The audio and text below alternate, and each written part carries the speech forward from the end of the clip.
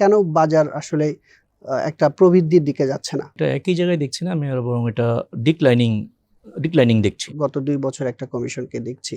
জি। সেই কমিশন কি এই প্রবলেমগুলো সলভ এর জন্য কাজ করেছে কিনা? আপনাদের মিডিয়ার সামনে ওনারা অত বেশি এক্সপোজড না। খুব প্রয়োজন না হলে ওনাদের কারোর সাথে কথা বলা দরকার নাই। শুধু এই অ্যাটিটিউডটা আমার এই কমিশনের ভালো লেগেছে। কিন্তু এই কমিশনের সময় তো আপনার ভালো খারাপ যাই হোক কিছুই আসলো না। এমন একজন রেগুলেটর দরকার আমাদের মার্কেটের জন্য। ডেফিনিটলি উনি গভর্নমেন্টের চয়েসেই উনি এখানে অ্যাপয়েন্টেড হবে, no doubt about that. But he or she should have some sort of honesty, integrity, যেটাই আমরা বলি না কেন, সাথে সাথে he should be must be independent.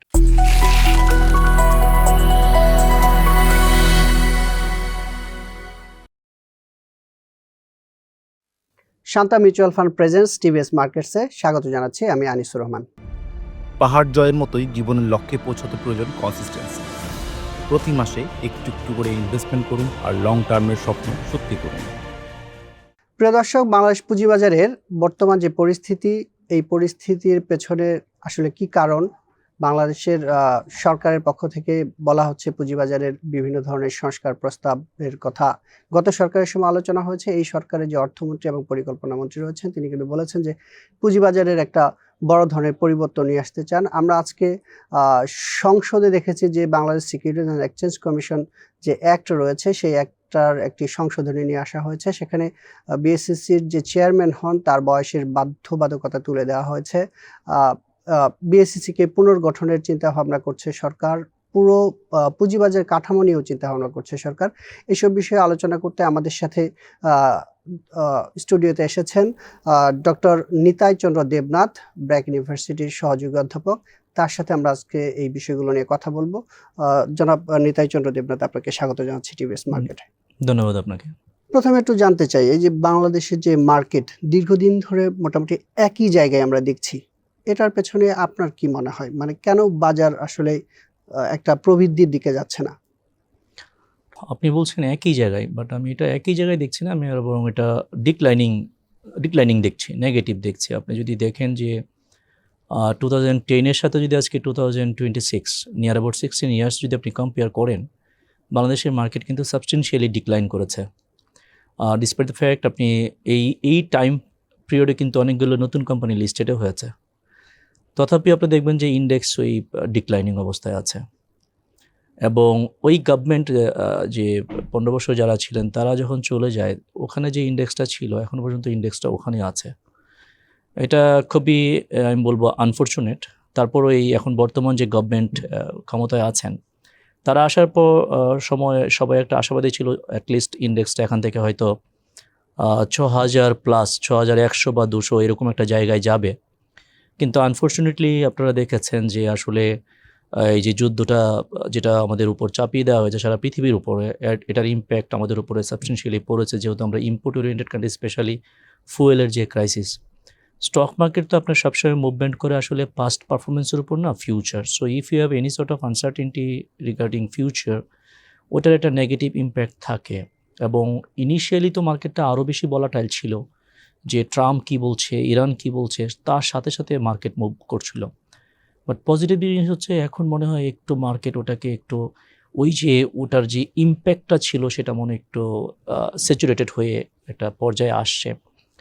But আপনি যেটা বললেন যে আজকে সংসদে যেটা পাস হয়েছে, যে রেগুলেটর চেঞ্জ করার, শুধুমাত্র বাংলাদেশ সিকিউরিটি এক্সচেঞ্জ কমিশন না, সাথে মনে হয় খুব সম্ভবত ইন্স্যুরেন্স ডেভেলপমেন্ট রেগুলেটরি অথরিটি, ওনাদের চেয়ারম্যানের যে এজ লিমিট ছিল সেটা মনে হয় চেঞ্জ করবে গভর্নমেন্ট। তো এখন আমি ঠিক জানি না যে গভর্নমেন্ট এই চেঞ্জ করছে এটা কি কাউকে অ্যাপয়েন্ট করার উদ্দেশ্যে বা কিছু, এটা আমি ঠিক জানি না। এটা নিয়ে গভর্নমেন্ট একটা ব্যাখ্যাও দিয়েছে, আজকে সংসদে প্রশ্ন করা হয়েছে। সেই ব্যাখ্যাটা আমি দেখেছি যে ব্যাখ্যাটা দিয়েছে। তো আপনি যদি দুভাবে দেখতে পারেন, আমি যদি দুইটা অ্যাঙ্গেলে এই জিনিসটাকে আলোচনা করি। একটা হচ্ছে, দেখুন আপনি বয়সের সাথে কখনো আপনি পারফরমেন্সকে ওভাবে ডাইরেক্ট রিলেশনশিপ আপনি পাবেন না, যে বয়স বেশি মানে তার পারফরমেন্স বেটার বা বয়স বেশি মানে তার পারফরমেন্স খারাপ, এটা যেমন আপনি পাবেন না। এটা হচ্ছে একটা জিনিস। তো বয়সের সাথে পারফরমেন্সের কোনো সম্পর্ক নাই। আবার ঠিক একইভাবে আপনি যদি দেখেন যে আমেরিকার কথা যদি চিন্তা করেন, আমেরিকান যে সিকিউরিটি এক্সচেঞ্জ কমিশন, ওখানে ওনাদের যে চেয়ারম্যান, ওখানে কিন্তু কোনো এজ লিমিট নাই। ওনাকে অ্যাপয়েন্ট করার ক্ষেত্রে ওখানে কোনো এজ লিমিট নাই। আবার আমাদের পাশের দেশে ইন্ডিয়াতে আবার এজ লিমিট আছে। সো আপনি যদি এজ লিমিট রাখেন বা এজ লিমিট না রাখেন, এর মাধ্যমে কোনো সিগনিফিক্যান্ট কোনো চেঞ্জ নাই। এটা তো মাত্র একটা চেয়ারে কে বসবেন, তার একটা অনেকগুলো ক্রাইটেরিয়ার মধ্যে এই যে একটা ক্রাইটেরিয়া, এবং আমি এটাকে কোনো ক্রাইটেরিয়া মনে করি না। আমি আগেই বলেছি, কারণ ফার্স্ট যে আমি কন্ডিশনটা বলেছি যে আপনার এইজের সাথে পারফরমেন্সের কোনো সম্পর্ক নেই। আমাদের এমন একজন রেগুলেটর দরকার আমাদের মার্কেটের জন্য।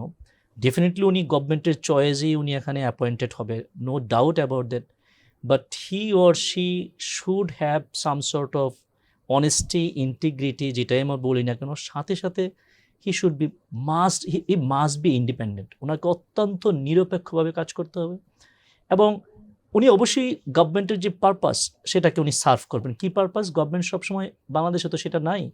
আপনি যদি দেখেন বাংলাদেশে যে ফাইন্যান্সিংটা হয় তার 95%-এর উপরে বা 96 বা 97% ফাইন্যান্সিং হয় আপনার মানি মার্কেট থেকে, যেটা আপনি পৃথিবীর অন্য কোনো ইকোনমিতে আপনি পাবেন না। সো গভর্নমেন্টের চাওয়াটা কি, যে না, এই ফাইন্যান্সিংটা যেন আমাদের ক্যাপিটাল মার্কেট থেকে হয়। এটাই তো গভর্নমেন্ট কিন্তু আর কিছু চায় না যে আমাদের শিল্প মানে সেটার সাথে গভর্নমেন্ট ফান্ড রেজ করবেন আপনি ক্যাপিটাল মার্কেট থেকে, এটাই গভর্নমেন্টের চাওয়া। এবং এখানে ট্রান্সপারেন্সি থাকবে, গুড গভর্নেন্স থাকবে, এবং এখানে যারা ক্ষুদ্র বিনিয়োগকারী যারা আসবে তাদের ইন্টারেস্টটা যেন প্রোটেক্টেড থাকে 100%।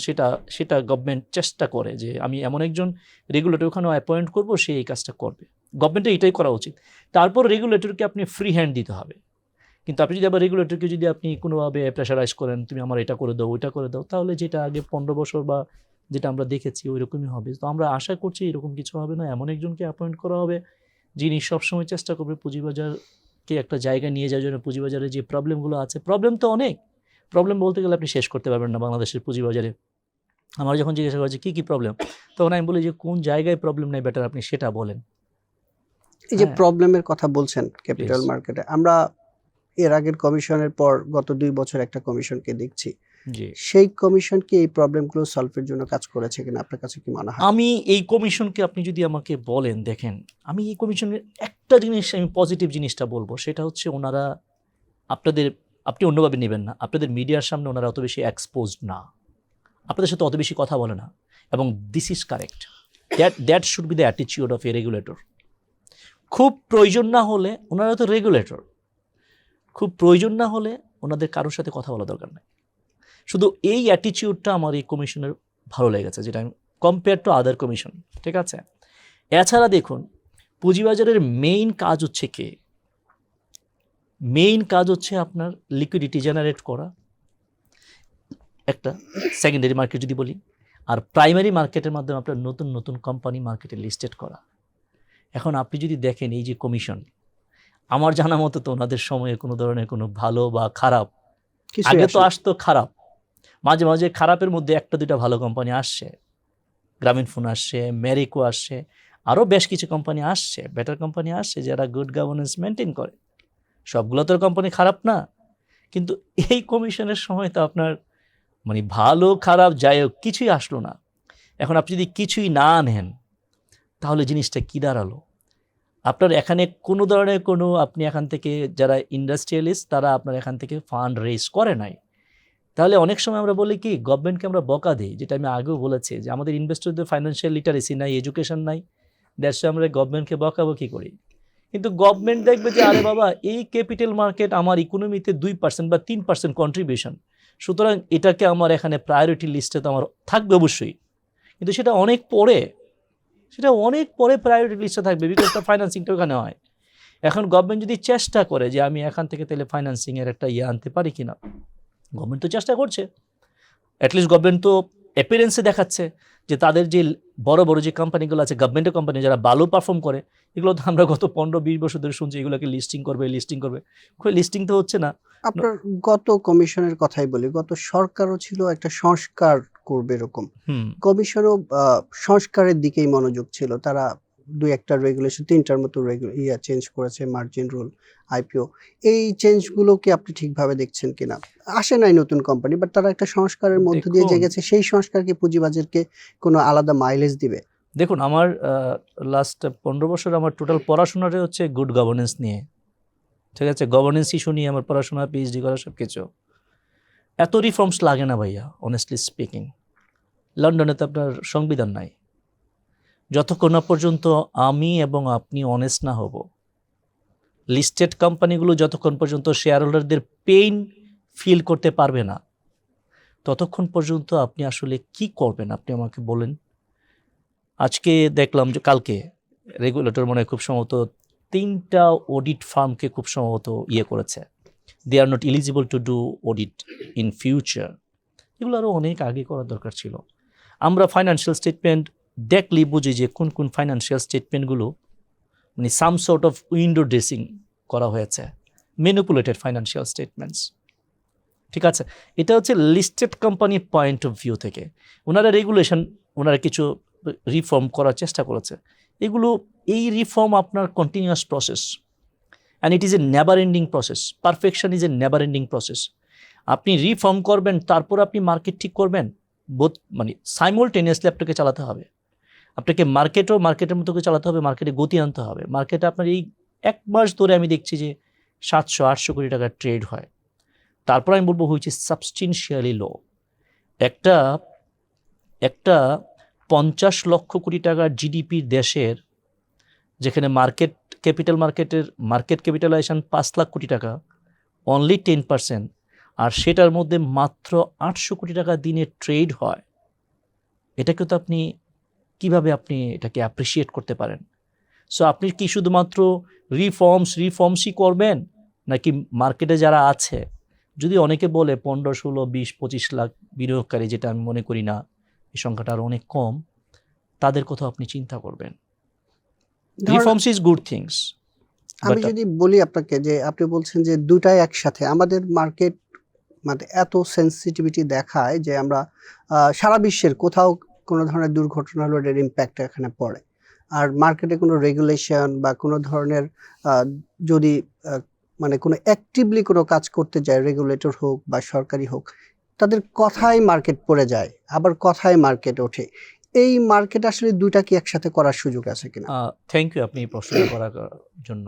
এটা মূলত হয় কেন, কারণ জানেন, মার্কেটটাকে ডোমিনেট করে হচ্ছে কিছু ইন্ডিভিজুয়াল, বাংলাদেশের capital market, which is really unfortunate.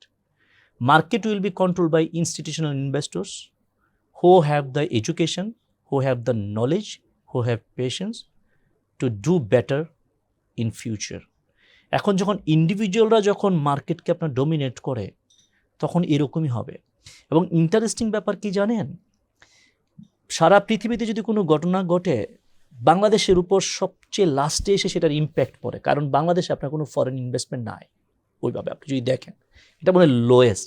আর পুঁজিবাজারে যদি দেখেন, পুঁজিবাজারে আমি যখন আজ থেকে 7 বছর আগে পিএইচডি করেছি, তখন তো আমি ডাটাগুলো নিয়েছিলাম, তখনই ওটা ছিল ফরেন ইনভেস্টমেন্ট ছিল নিয়ার অ্যাবাউট 3% অনলি। এরপরও তো যখন ডলার, যখন লোকাল কারেন্সি ডেপ্রিসিয়েট হতে হতে যখন হয়ে গেছে, তখন তো আপনার ইভেন আমি মাঝখানে দেখলাম স্কোয়ার ফার্মা থেকে, কোম্পানি লাইক স্কোয়ার ফার্মা, ওখান থেকে পর্যন্ত কিছু ফরেন ইনভেস্টররা শেয়ার সেল করে চলে গেছে, বিকজ যেহেতু ওরা যে কারেন্সিতে ইনভেস্ট করেছে সেই কারেন্সি ডেপ্রিসিয়েট হয়েছে। ঠিক আছে, সো এই জিনিসগুলো আপনার আছে এবং এটা থাকবে। এখন এটা রেখে আপনি কিভাবে মার্কেটকে ভালো করবেন? কারণ ইনভেস্টররা তো যেহেতু তাদের ফাইন্যান্সিয়াল এডুকেশন নাই, তো তারা করে কি, তাদের হাতে যদি স্টক থাকে তাহলে এক ধরনের বিহেভ করে, স্টক না থাকলে এক ধরনের বিহেভ করে। তাহলে আপনি বলতে পারেন তাদের বিহেভিয়ারে কি মার্কেট চেঞ্জ হয়? আমি বলবো হ্যাঁ, ইয়েস। এবং ইন্টারেস্টিং ব্যাপার আমি আপনাকে বলি, যেটা আপনার সাথে আমি একটু আগে কথার সময় বলেছিলাম, বাংলাদেশের মার্কেট আপনি কান দিলে শুনতে পাবেন, কান পাতলে শুনতে পাবেন যে এই স্টকগুলো বাড়বে। কারণটা কি? একটা ফান্ডামেন্টাল কারণ না। ওই মামা ঢুকেছে, এক্স ঢুকেছে, ওয়াই ঢুকেছে, জেড ঢুকেছে, কে শেয়ার কিনেছে, ওইটা তো ফান্ডামেন্টাল রিজন না টু ইনক্রিজ দ্য প্রাইস। মার্কেটে কি স্পেকুলেশন থাকবে না? মার্কেটে স্পেকুলেশন থাকবে, but there is a huge difference between the speculation and rumour. This is totally rumour. Speculation should have some sort of analysis. আমি যদি আপনাকে বলি, আমাদের দেশের মার্কেটের শিক্ষায় শিক্ষিত অনেকেই কম। অনেকেই মনে করে যে আপনি কিনেছেন, তার মানে আপনি একটা ভালো অ্যানালিসিস করে কিনেছেন। This is perfectly wrong. আমি আপনাকে থামাচ্ছি। This is perfectly wrong attitude, perfectly wrong attitude. Because আমার রিস্ক নেওয়ার ক্যাপাসিটি অ্যান্ড আপনার রিস্ক নেওয়ার ক্যাপাসিটি এক জিনিস না। আমি হয়তো আমার টোটাল টাকার 5% বা 10% টাকা আমি ইনভেস্ট করছি মাত্র ক্যাপিটাল মার্কেটে, অ্যান্ড আমার এজ হচ্ছে 25, so I can take huge risk. Whereas আপনার এজ হচ্ছে 60, এবং আপনি কি করেছেন, আপনি পেনশনের পয়সা এনে আপনি এখানে ইনভেস্ট করে বসে আছেন। So you are not suppose to compare with me. দেখুন প্রবলেমটা কি, প্রবলেমটা হচ্ছে আপনি এই যে একজনের কথায় যদি আপনি ইনভেস্ট করেন, এটা কি আপনি অন্য সব জায়গায় করেন? আপনি যখন জমি কিনেন আরেকজনের কথায় কি আপনি জমি কিনেন? আপনি তো কি জমিটা দেখেন, সব কিছু করেন, SR CR থেকে সব চেক করেন, ডিসপিউট আছে কিনা দেখেন, সবই দেখেন। সেম ইন্ডিভিজুয়ালের বিহেভিয়ারটা সেম না। সো এটা হচ্ছে প্রবলেম। আর আমি আরেকটা একটু বলে নিই, আমি যেটা বলছিলাম, speculation and rumour. World Bank যখন প্রিডিক্ট করে যে জিডিপি বাংলাদেশের হবে 5%, this is called speculation and they have all sort of analysis. But মতিঝিলে এক্স এবং ওয়াই যখন বলে যে কালকে এই কোম্পানির শেয়ার 100 টাকা যাবে, 200 টাকা যাবে, this is called rumour, because there is no any sort of justification, any sort of analysis behind this statement. আপনাকে একটু ফরেন ইনভেস্টের জায়গায় একটু কথা বলি। আপনি বলছিলেন যে ফরেন ইনভেস্টর দিনে দিনে চলেই যাচ্ছে, ডলার ডেপ্রিসিয়েশনের ফলে এটা আরো মাত্রা বাড়ানো হয়েছে। সেই জায়গা থেকে অর্থ এবং পরিকল্পনা মন্ত্রী বলছেন যে বাংলাদেশে বিনিয়োগ করার জন্য অনেকেই মুখিয়ে আছে, যদি ভালো একটা মার্কেট দেওয়া যায় সেক্ষেত্রে ক্যাপিটাল মার্কেটেও একটা বড় ধরনের ইনভেস্টমেন্ট আসবে। আপনার কি মনে হয় যে বাংলাদেশের মার্কেটের ডেভেলপমেন্ট হলে কি আসলে সহসাই কোনো বিদেশি বিনিয়োগ দেখছেন কিনা? তিনটা কন্ডিশন ফুলফিল করতে হবে। উনি হয়তো গুড ফেথে কথাটা বলেছেন, বাট এটা সাকসেসফুল তখনই হবে যদি তিনটা কন্ডিশন ফুলফিল করা যায়। নাম্বার 1 হচ্ছে উনি লোকাল কারেন্সিকে ডেপ্রিসিয়েট করতে পারবেন না, আর হবে বাট ভেরি ইনসিগনিফিক্যান্ট। উনি বাংলাদেশি টাকাকে আর ডেপ্রিসিয়েট করতে পারবেন না ডলারের এগেনস্টে। This is number 1। নাম্বার 2, যে ডিভিডেন্ড ইল্ড যেটা থাকবে সেটা একটা হ্যান্ডসাম একটা ডিভিডেন্ড ইল্ড থাকতে হবে একটা মেজর নাম্বার অফ কোম্পানি। কারণ ফরেন ইনভেস্টমেন্ট বোঝাতে তো অর্থমন্ত্রী স্যার তো আর 1 টাকা 2 টাকা 1 মিলিয়ন 2 মিলিয়ন ডলার মিন করে নাই, মোর দেন দ্যাট। তাহলে you need more good companies in the stock market. So you have to do list some good companies in the market, number 1. Number 2, dividend yield must be better than the other country. আমার যে competitor যারা আছে, India, China, Vietnam, এই যে মার্কেটগুলো যেগুলো আছে তাদের মার্কেটের যে ডিভিডেন্ড ইল্ড, সেই ইল্ডের চেয়ে বাংলাদেশের স্টক মার্কেটের যদি ডিভিডেন্ড ইল্ড বেশি হয়, এ হচ্ছে 2টো। আর 3 নম্বর হচ্ছে আপনার নাম্বার অফ কোম্পানি বলেছে, আর local currency depreciation. This are the 3 criteria must be fulfil.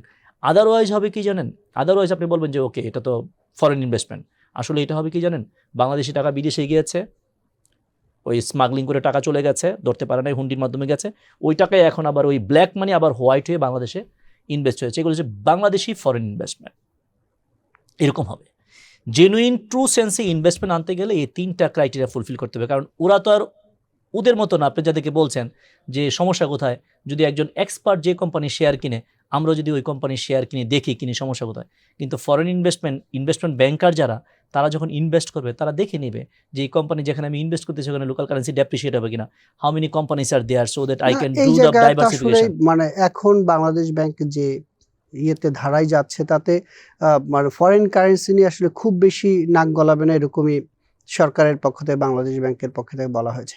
সেই জায়গা থেকে আমরা একটু মার্কেটে আবার যদি একটু ফিরি, যে আপনি বলছেন যে অনেক ধরনের বাজারে প্রবলেম আছে, এই প্রবলেমগুলো সলভ করলে আপনার কাছে মেজর কোনো প্রবলেম যদি থাকে, মেজর প্রবলেমগুলো বলবেন, আপনার সলিউশন থাকলে সলিউশন বলবেন, এটা দিয়ে আমরা একটু শেষ করতে চাই।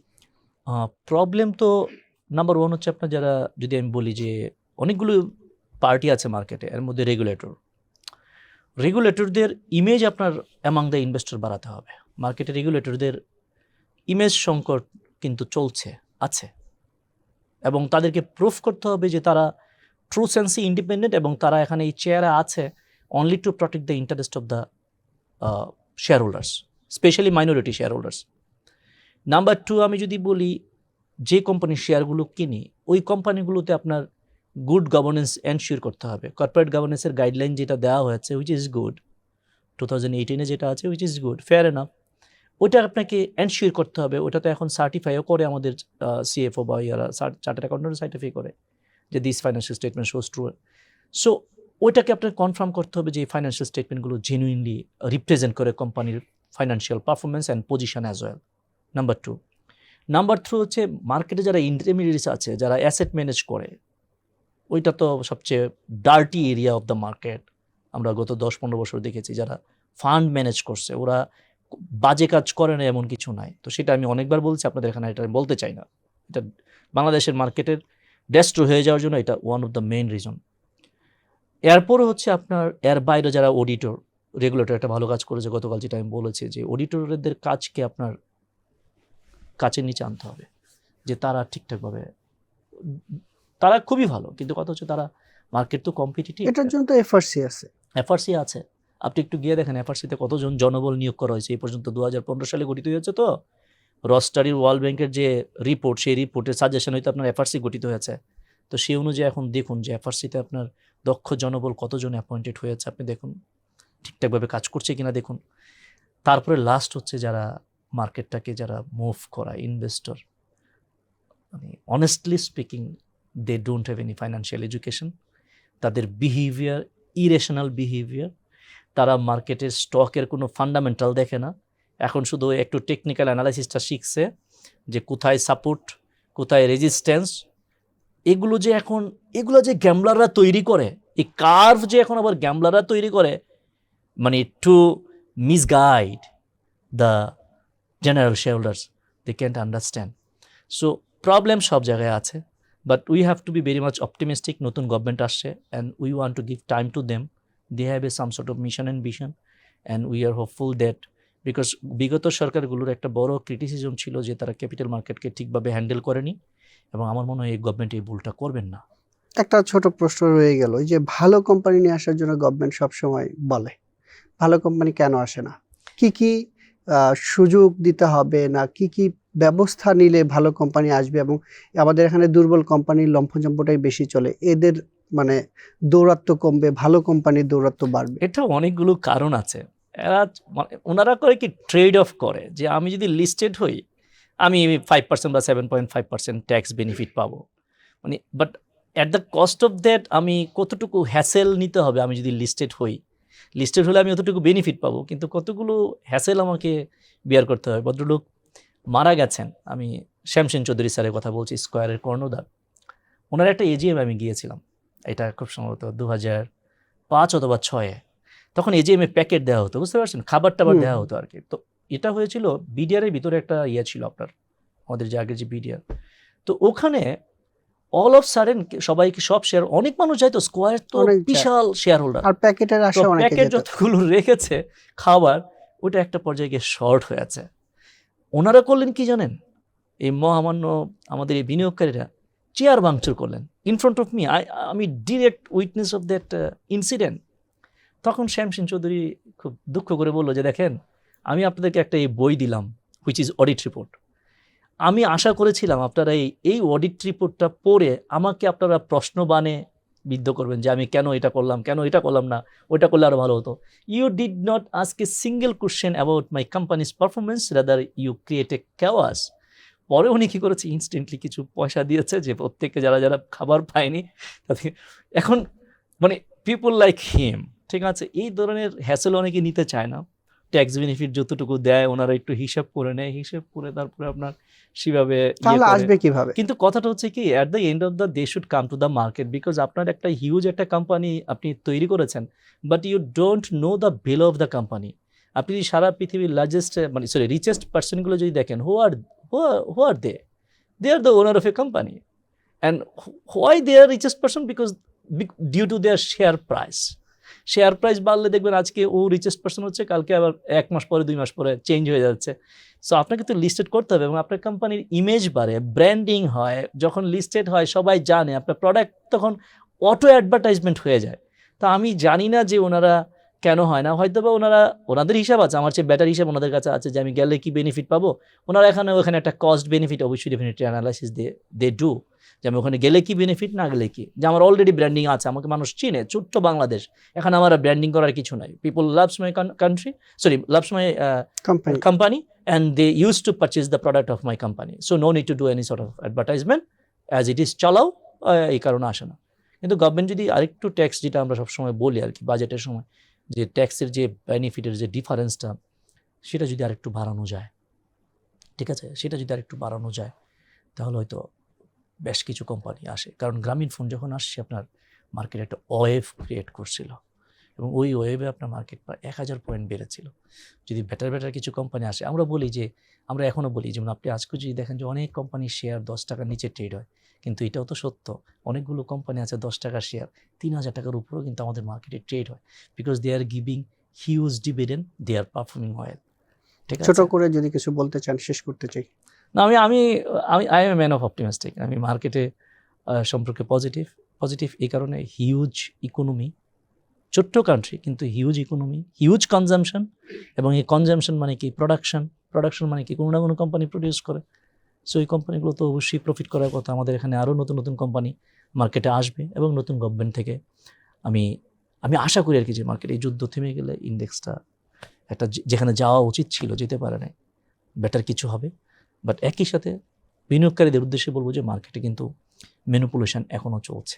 আপনি যদি গত 15 দিন দেখেন, দেখবেন অনেক কোম্পানি কারণ ছাড়া দাম বেড়েছে, অনেকগুলো company. I don't want to mention the name of the company in this forum, but they should be really careful, because this is the money of them. If they will lose the money forever. তারা সারা জীবনের জন্য পয়সা হারাবে। আরেকজন কিনছে, ওইটা দেখে শেয়ার কিনবে, তো ওই টাকা ওর লস হলে কিচ্ছু হবে না, কিন্তু উনি দেখা যাবে উনি সারা জীবনের পরিশ্রমের টাকা উনি এখানে ইনভেস্ট করেছে। আপনি আপনার ডিসিশনটা নিজে নেন, আগে দেখেন কোম্পানিটার পারফরমেন্স কেমন, কোম্পানিটার ডিভিডেন্ড কেমন দেয়। সবার আগে দেখেন যে হু রানস দ্য অর্গানাইজেশন, কোম্পানিটা কারা কোম্পানিটা চালাচ্ছে, ম্যানেজমেন্টকে আগে দেখেন। ম্যানেজমেন্ট যদি ভালো হয়, তাহলে আপনি আজকে যদি ভালো ডিভিডেন্ড না পান, ফিউচারে যখন কোম্পানি ভালো করবে তখন আপনি ডিভিডেন্ড পাবেনই, মাস্ট। আপনাকে অসংখ্য ধন্যবাদ টিভিএস মার্কেটস আসার জন্য। আপনাকে ধন্যবাদ, থ্যাংক ইউ। প্রিয় দর্শক, আমরা শুনছিলাম নিতাই চন্দ্র দেবনাথের কাছ থেকে যে বাংলাদেশের পুঁজিবাজারের আসলে মূল দাগের সমস্যাগুলো কি এই জায়গাতে উত্তরের কিছু কথা তিনি বলছিলেন। সেই সাথে বলছিলেন যে বাংলাদেশের মার্কেটের যারা প্লেয়ার, যারা রেগুলেটর, তাদের বিহেভিয়ারের কথা বলছিলেন। আর সেই একটা জিনিস বিনিয়োগকারীদের সতর্ক করেছেন যে এখনো ম্যানিপুলেশন হচ্ছে বাজারে, সেই সব শেয়ার থেকে বিরত থাকার জন্য বলছেন। কারণ তিনি বলছেন যে এটা একটা সময় হয়তো আপনাকে লুজার বানিয়ে ফেলবে। টিভিএস মার্কেটসের পরবর্তী পর্ব দেখার আমন্ত্রণ রইল।